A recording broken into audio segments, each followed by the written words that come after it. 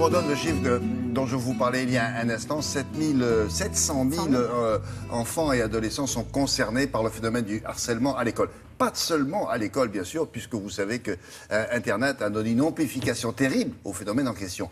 Comment le harcèlement se manifeste-t-il? On va commencer par le début. Alors, à l'école primaire, le harcèlement à l'école primaire se manifeste de toutes sortes de manières. D'abord des petites moqueries, des bousculades, des bagarres, des insultes, des injures. Et puis, les violences, c'est aussi vis-à-vis des enfants harcelés, c'est les inciter parfois à jouer à des jeux dangereux, comme le jeu du foulard. Les violences à connotation sexuelle ne sont pas rares. Par exemple, aller épier un petit camarade aux toilettes, le forcer à se déshabiller. Et puis, vous l'avez dit, après le harcèlement, surtout à partir du collège ou du lycée, où les enfants, les ados ont des téléphones portables et des ordinateurs, le harcèlement scolaire se transforme en cyberharcèlement parce que les insultes, par exemple, eh bien, elles se transmettent par texto, des photos intimes sont jetées en pâture sur les réseaux sociaux et donc le harcèlement va continuer après les heures d'école, après l'école. On reviendra d'ailleurs sur la façon dont on doit ou pas héberger ces messages-là sur ces fameux réseaux sociaux. C'est effectivement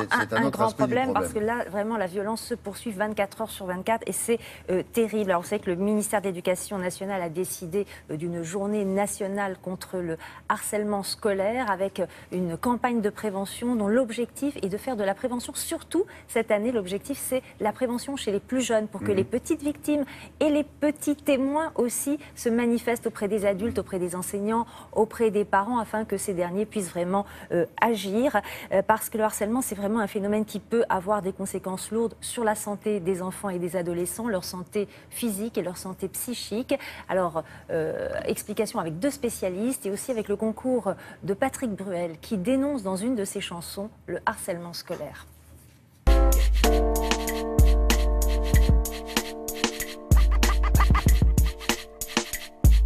Les enfants et les adolescents victimes de harcèlement peuvent être n'importe quel enfant, mais certains enfants sont plus facilement visés, parfois parce qu'ils manquent d'estime d'eux-mêmes, parce qu'ils ont une différence par rapport au groupe. Alors ça peut être une différence ethnique, ça peut être un handicap, ça peut être une particularité physique, ça peut être aussi le premier de la classe. C'est mal vu d'être le premier de la classe. Yeah. Et on les croise à l'appel, les voyous virtuels, les petits ont 13 piges, veulent déjà être sensuels, les murs n'ont plus d'oreilles. Ce qu'on a observé ces dernières années, c'est que le harcèlement en milieu scolaire se prolonge sur les réseaux sociaux et finalement la victime n'est à l'abri nulle part. Et la victime autrefois manquait l'école pour plus voir ses agresseurs, maintenant même dans sa chambre la victime est sous le feu des harceleurs. Donc les conséquences sont terribles parce que ça crée des troubles anxieux terribles, l'enfant ou l'adolescent a peur. Tout le temps peur, et puis ça crée malheureusement des conduites suicidaires. On cherche sa place dans le vent, mais ce ne sont que des mots d'enfants. Un certain nombre de jeunes passent à l'acte pour échapper à ce harcèlement. Il y a beaucoup de signes qui doivent alerter, notamment un changement de comportement de l'enfant. Un enfant qui va devenir agressif, qui va se renfermer, qui allait facilement ou plutôt facilement à l'école et qui systématiquement refuse de partir le matin. Un enfant dont les notes chutent brutalement, un enfant qui va souvent à l'infirmerie, qui a des maux de tête, qui a mal au ventre ou qui a des troubles du sommeil. Tous ces signes sont des signes de mal-être, de stress, d'anxiété et il faut aller voir derrière. Allez voir un psy.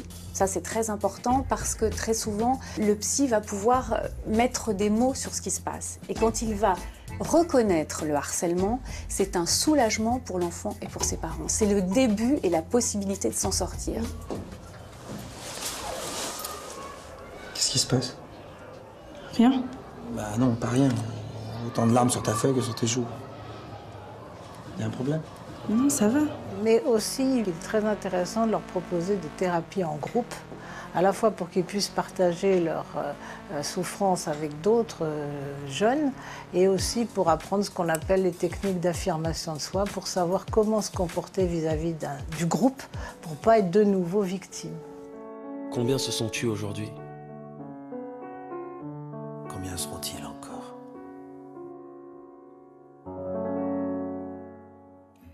Autre question, que peuvent être les répercussions sur un adolescent qui a été harcelé, ou même plus jeune, et quand Oui. il est adulte, qu'est-ce qui se passe? Des études américaines très récentes ont montré que ce harcèlement scolaire était une véritable bombe à retardement parce que les anciennes têtes de turc, quand ils deviennent adultes, eh bien, ont beaucoup plus de risques d'être soit des fumeurs réguliers, soit d'être atteints d'une pathologie grave, et notamment les risques d'obésité, les risques de dépression et les risques de suicide sont majorés chez ces anciens petits harcelés qui sont devenus adultes.